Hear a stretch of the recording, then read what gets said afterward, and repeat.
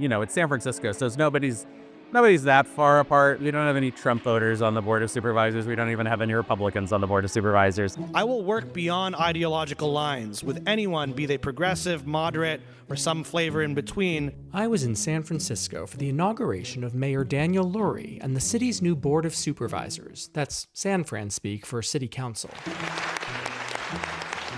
This is a city with tough problems, including crime, homelessness, and apparently the reemergence of Jim Crow. Trader Joe's is not an option for the Black Asian community. But the mood at City Hall was celebratory.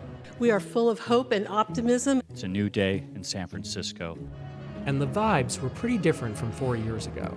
To work toward replacing capitalism is really a privilege. Equity and racial justice are the issues that matter. We will close down County Jail 4. San Franciscans want a healthy and vibrant city economy. We are focused on public safety, on clean streets. Safe and clean streets. Safe and clean streets. Clean and safe streets. It does seem like there's been a pretty dramatic transformation since 2020, at least. This is Raphael Mandelman, who had just been unanimously elected president of the new board.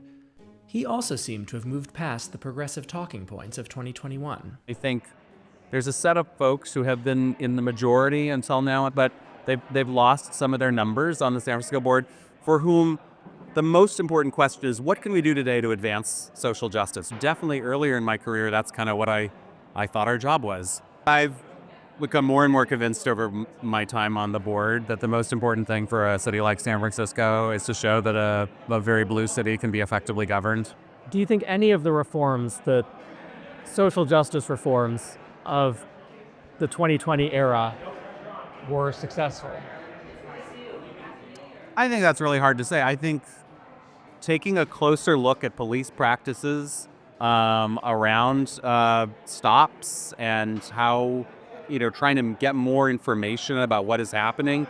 And for example, traffic stops, trying to train police to slow down, to create time and distance. All these things, they were things that San Francisco, frankly, was already working on in 2020, but in many parts of the country, people weren't.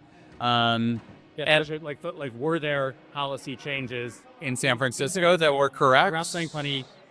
Yeah. I mean, probably. We have less officer-involved violence than we used to. There are probably fewer people who've been killed in encounters with the police. There may be fewer police officers who've been injured in encounters with members of the public. Like, that's all positive, and you could put that in the category of, like, positive developments.